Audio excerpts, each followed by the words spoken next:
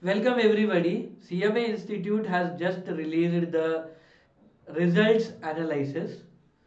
Now I will just tell you one small story to make you understand what that result analysis is, and even I'll share you all the database also. So listen carefully. You will have a lot of things to take away from this video. So listen till the end. Now continue. Suppose example there is a student X and there is student Y. Both the students wrote the exam. Now X prepared very hard day and night, but Y was just chill. Now what happened when the results came? Both the students passed the examination. They celebrated a lot. Now, is this right? Wait, I'll tell you the second story. What happened is X and Y both wrote the exam. X again did lot of hard work, but Y did not do any hard work. But this time what happened? Both the students failed. Is this right? Again the answer is no. This is what happened with CMA 2020 examinations, December 20 examinations and December 21 examinations. Where X and Y who studied, who did not study, both passed. That happened in 20, and in 21 both both wrote but both failed. Even one did lot of hard work, he also did not clear. This happened in 21. This was the story with almost all the student. Exceptions are always there. Now I want to tell you, it is not expected by the students that they should surely pass. When I spoke to so many students who failed, they expected only one thing. Sir, whatever we wrote, considering that we should have been rewarded fair marks. That was the only genuine expectations of the students. In the last attempt in 2020, when I spoke to student, sir, I did not write the things, but still I passed. I am happy that I passed. But this is not good for the institute's future and our future. That was the version. So when students understand the importance of fairness, transparency, standardization of examination systems, why can't the institute focus on it? If suppose tomorrow some chairmans or some institutes central council member child write the exams and he fails, even after doing lot of hard work, how bad he will feel, his family members will feel, the child will feel. They will understand the pain if it is that case. But no, it's not happening. You are just being deaf to the genuine demands of the students. That's what really I feel after the whole analysis. Last things to say is there is a huge difference in the result.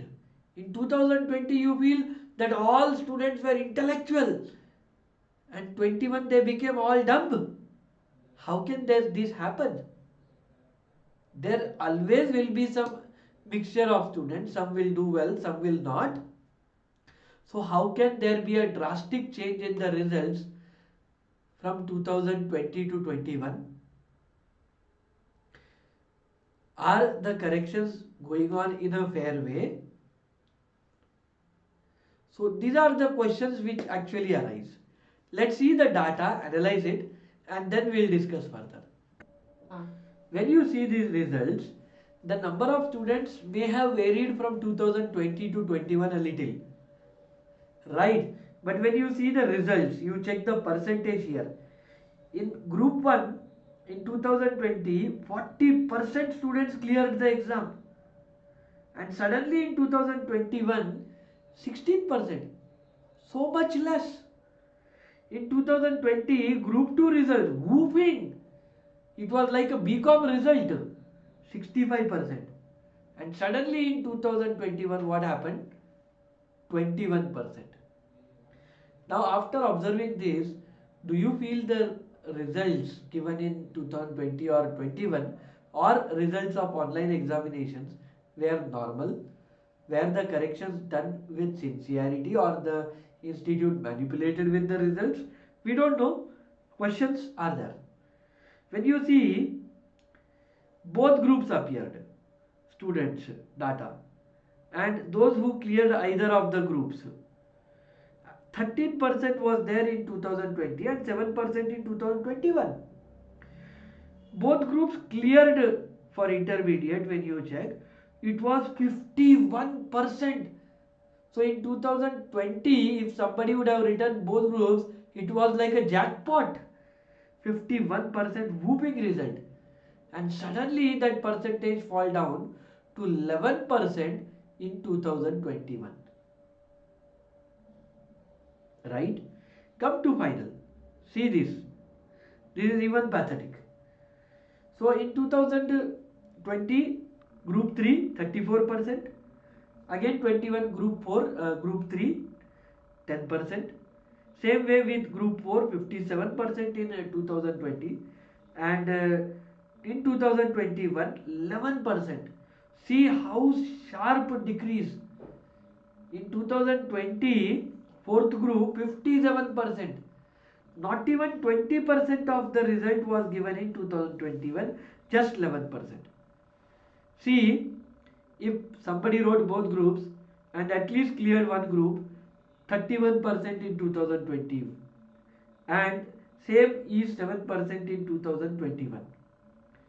38% students cleared both groups of final in 2020, and when you compare it with 2021, it was just 6%. That means less than 1 by 6th of the comparative result. Now, which examination system will have such a drastic change in the results percentage? The intellect of the student did not change, right? Now, completed. How many students completed? So, in 2020, 12,000 students cleared intermediate, and in 21, only 3,000. 1 by 3rd we can say, right? And final, when we check, 3,600 students cleared in 2020, and it was just 1,166 in 2021. When you compare, you understand it was just 1 by 3rd, right? This analysis comes to some conclusions which I will share now. Now, when we saw the percentage, in 2020 it was huge, and 21 it was too less. Now in 2020 also you got 1 year time to prepare, and in 2021 with lot of expectations, again I will say, because 20 you got wonderful results, right? So that expectation, that motivation was very high in 2021. Of course, the stress of online examinations, the changing policies, no communication, all that frustration was still there, same in 20 and 21, but suddenly steep fall in the results. Now, what should we expect in 2022 June? What should we expect for 2022 December? Always a question mark.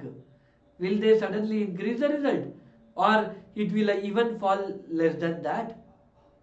Now, if this type of uncertain treatment is there, baseless evaluation system is implemented, this is totally wrong and is a total failure of the system.